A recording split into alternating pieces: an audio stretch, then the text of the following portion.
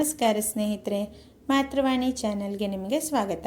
ಈ ವಿಡಿಯೋದಲ್ಲಿ ನಾನು ನಿಮ್ಮ ಜೊತೆ ಶೇರ್ ಮಾಡ್ತಾ ಇರುವಂಥದ್ದು ಚಿಕ್ಕ ಮಕ್ಕಳಿಗೆ ಆಗುವಂತಹ ಶೀತ ಮತ್ತು ಕಫಕ್ಕೆ ಇರುವಂತಹ 100% ಇಫೆಕ್ಟಿವ್ ರೆಮಿಡಿಯನ್ನು ಹೇಳ್ತಾ ಇದ್ದೇನೆ.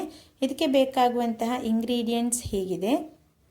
ಮೊದಲಿಗೆ ಬೇಕಾಗುವಂಥದ್ದು ದೊಡ್ಡ ಪತ್ರೆ ಅಥವಾ ಸಾಂಬ್ರಾಣಿ ಅಂತಲೂ ಹೇಳ್ತಾರೆ, ಅಥವಾ ಪ್ಲೆಕ್ಟ್ರಾಂಥಸ್ ಎಲೆಗಳು 2, ಹಾಗೆಯೇ ಸ್ವಲ್ಪ ಜೇನುತುಪ್ಪ, ಸಣ್ಣ ಸ್ಪೂನ್ನಲ್ಲಿ ಆದರೆ 1 ಸ್ಪೂನ್ ತಗೊಳ್ಬಹುದು. ಇದನ್ನು ಹೇಗೆ ತಯಾರಿಸುವುದು ಅನ್ನೋದನ್ನು ಈಗ ನಿಮಗೆ ಹೇಳ್ತಾ ಇದ್ದೇನೆ. ಮೊದಲಿಗೆ ಈ ರೀತಿಯಾದಂತಹ ದೊಡ್ಡ ಪತ್ರೆಯ ಎಲೆಗಳನ್ನು ತೆಗೆದುಕೊಂಡು ಒಂದು ಎಲೆಯೂ ಕೂಡ ಸಾಕು, ಅಥವಾ ಸ್ವಲ್ಪ ರಸ ಜಾಸ್ತಿ ಬೇಕಿದ್ರೆ 2 ಎಲೆಗಳನ್ನು ತೆಗೆದುಕೊಳ್ಬಹುದು. ಈ ಎಲೆಗಳನ್ನು ಚೆನ್ನಾಗಿ ಬೆಂಕಿಯಲ್ಲಿ ಬಾಡಿಸಿಕೊಳ್ಬೇಕು. ಅದಕ್ಕಾಗಿ ನಾನಿಲ್ಲಿ ಸ್ಟವ್ ಮೇಲೆಯೇ ಇದನ್ನು ಬಾಡಿಸಿಕೊಳ್ತಾ ಇದ್ದೇನೆ. ಮೊದಲಿನ ಕಾಲದಲ್ಲಿ ಅಂದರೆ ಹಿಂದಿನ ಕಾಲದಲ್ಲಿ ಇದನ್ನು ಒಲೆಯಲ್ಲಿ ಕೆಂಡದ ಮೇಲೆ ಬಾಡಿಸಿಕೊಳ್ತಾ ಇದ್ದರು, ಹಾಗೆ ಕೂಡ ಮಾಡಿಕೊಳ್ಬಹುದು. ನಾನಿಲ್ಲಿ ಸ್ಟವ್ವನ್ನೇ ಉಪಯೋಗಿಸ್ತಾ ಇದ್ದೇನೆ. ಈ ರೀತಿಯಾಗಿ 2 ಎಲೆಗಳನ್ನು ಬಾಡಿಸಿಕೊಂಡ ನಂತರ ನೀವೀಗ ಬಾಡಿದ ಎಲೆಗಳನ್ನು ಕೂಡ ನೋಡ್ತಾ ಇದ್ದೀರಿ. ನಂತರ ಈ ಎಲೆಯ ರಸವನ್ನು ತೆಗೆದುಕೊಳ್ಬೇಕು.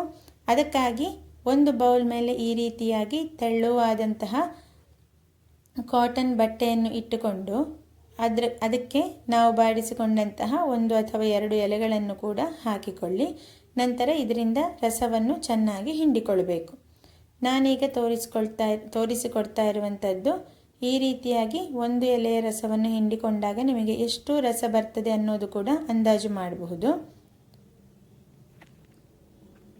ಅದೇ ರೀತಿಯಾಗಿ 2 ಎಲೆಗಳನ್ನು ಕೂಡ ಒಟ್ಟಿಗೆ ಸೇರಿಸಿಕೊಂಡು ನೀವು ರಸವನ್ನು ಹಿಂಡಿಕೊಂಡ್ರೆ ನಿಮಗೆ ಸ್ವಲ್ಪ ಜಾಸ್ತಿ ರಸ ಬರ್ತದೆ.